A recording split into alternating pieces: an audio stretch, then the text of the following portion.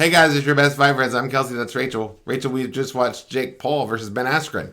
Yeah, we watched Jake Paul KO Ben Askren pretty quickly, round one. And so we're going to talk about two things tonight. Let's talk about Jake Paul, Ben Askren, the fight, just that alone. What are your thoughts on that? I'll point out we both thought Askren would win. Yeah, well, at the beginning, I changed my mind as I progressed through the many things. But basically, yeah, I thought that Askren was going to win the fight because Askren wasn't going to go out there and get knocked out in the first punch that landed. And yet, that's basically exactly what happened. I was pretty surprised. I think that the stoppage was premature, but I mean, he did get knocked on his butt pretty fast in the first round. I did not expect that to happen. I thought that Askren looked kind of out of his element even before the fight started, and I was a little worried about that. It's kind of similar when you see fighters maybe fighting a prime Manny Pacquiao or something like that. Yeah. He had that look in his eye. Or if you're an MMA fan, the last person that fought Amanda Nunes, Megan Anderson, appeared that way too, walking out there. A lot of people thought.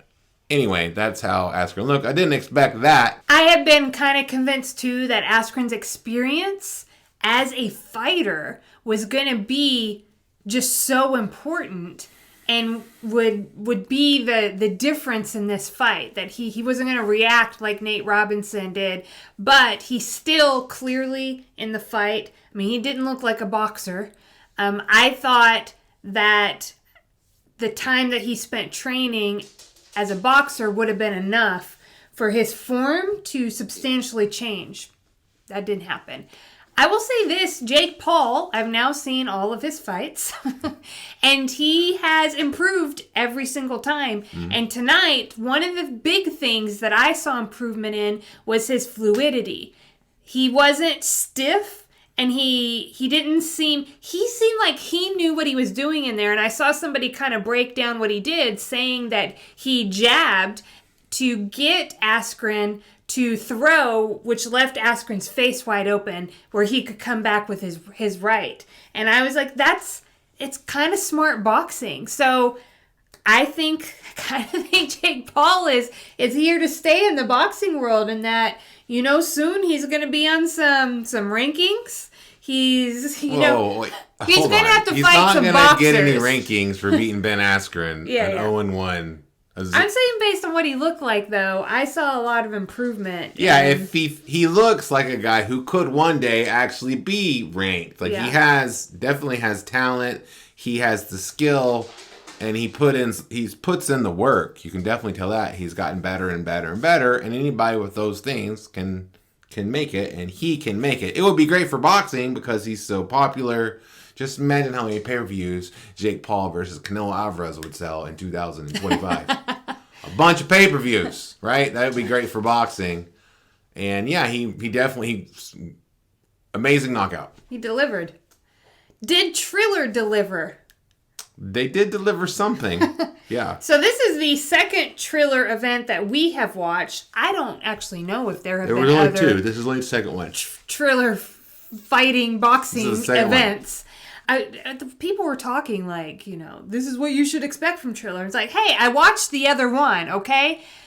Before I go into my opinions here, I did want to say that the world is full of human beings that I believe were all created by God, and that includes all the human beings that were involved at the Triller Fight Club event that I watched this evening. And so it's important for me to remember that, because sometimes I get overly critical because I don't like something, and the truth is like it's my preferences, it's the kind of world like I grew up in. My culture is different than other people's cultures, and I just wanted to say that there's stuff like, I also wanted to say there were people that I know and that I like and stuff, and they were like a little, like they were having fun with the whole thing. I was pretty disappointed. I saw the first one, and sometime after that, I saw you interviewed Ryan Kavanaugh, co-founder of Triller, co-owner. Both of those. Yeah. And I was like, wow, I like somebody coming in to the sport I love and being a breath of fresh air. I liked what he said in the interview about coming from the movie making world and bringing some of that over to a boxing event. I I overall enjoyed the first event. Sure, I didn't like some of the musical acts, like I wasn't familiar with them or it wasn't like my thing, but like I still thought it was a well done, really great production value. So I was excited to see what somebody might do. Like it might be a little different. They might be like bring in inspiration from a different kind of movie, because that's what I got from what Ryan Kavanaugh said, and yet I was just overall disappointed because it was as if the Triller got in their conference room to brainstorm, and they were like, so what are we going to do? And somebody was like, well, can we have strippers? Can we have a lot more smoke and weed? We need to amp that way up. A lot more music. A lot of F-bombs. We have an F-bomb quota. Can we make everybody hit a quota? And then we're going to have a lot less boxing. And I was just disappointed. And I thought the production value wasn't, it looks like they spent a lot of money. So but I wasn't a fan of how it went down, the crazy camera shooting angles. I thought was weird. Yeah. It was just we put it out on social media. It seemed like just a bunch of rich people being jerks. I didn't say jerks, but...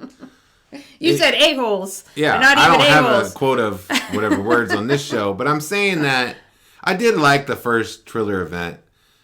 This event, I did not really care for. I thought that, if you're going to make me pay $50, you better have some good fights. You didn't have any good fights. You didn't have one good fight, really. Probably the best fight, even the Regis Prograis fight, he that beat ended up with a fake low yeah, blow. Yeah, that, and then you had Frank Mir and so you'd Steve have to Cunningham, go with that one. and you knew Steve Cunningham was going to fight because that's ridiculous. The first fight should have never been made because one guy is 8-0 with 8 KOs, and then the guy's never fought in his life. Maybe the only card. Was a slap fight, maybe that and that one? was stupid. I feel like it was 90% music. And I paid $50 for it. And I think that's the dumbest thing. I could just watch any music video yeah. I want I can Google it. It's the dumbest thing. It's a dumb business model. I don't know how you're paying for all this celebrity talent, but the money's going to run out, and then you're going to be gone. And all the people that jumped onto this dumb ship in boxing, because that's what happens in boxing. It's always the same people doing the same things. They're just going to jump onto the next ship. That's my honest opinion about this. I feel like I was excited about Triller coming in to boxing world like you. And now I'm ready for them to run out of cash. Yeah, I don't not because I'm not offended or anything by what I see on my TV. I'm bored with it. This is not what boxing is. I want to see fights. Show me fights, and you're showing me stuff that I can watch on my laptop for free. Yeah, what I was hoping is that we were going to get this kind of spectacle, and that was Askren and Paul, right? Gosh, and they just drugged that thing out forever. I didn't need more spectacles on this card. Instead, give me, that big one. It's got all the, media, all that. And then the rest of the card, I expected to be closer to real fights. And instead, they went in the other direction. Yeah, the last card had more boxing on. And I was like, oh, this is interesting. It still had the element of the different producer putting their spin on things, and that was pretty cool. But this, it's just like if you handed somebody a blank check and said, you can just do whatever you want. Who cares what people think? And just, you know what I'm saying? Here's what I say. Release the Snyder Cut. This is crap. I think also that maybe there were more people present in the arena wherever they were. And I think that changed the production of the event, because the first one, because it was strict COVID, it was geared towards a TV viewing audience, and I think this one was different, which is why I don't like watching live concerts on my TV. I don't like doing that. Well, maybe I wouldn't want most of the people sitting there are it was like you stumbled into this weird party, and I was like, I don't want to be at this weird party. Do you know what I mean? I don't want to hang out with these people. Well, and it seemed like everybody this is dumb. everybody was high. Maybe the cameraman, maybe the ref, maybe it seemed like every single person there was high. And guess what? When I pay money to go and see something, I don't want that. I told somebody on Twitter tonight that my roommate in college took me to a Dave Matthews Band concert because it was her favorite band, and it was my first time seeing them, and they were super high, and guess what? It didn't go off too well. There were long breaks between songs, things being knocked over on stage while they're like trying to maneuver.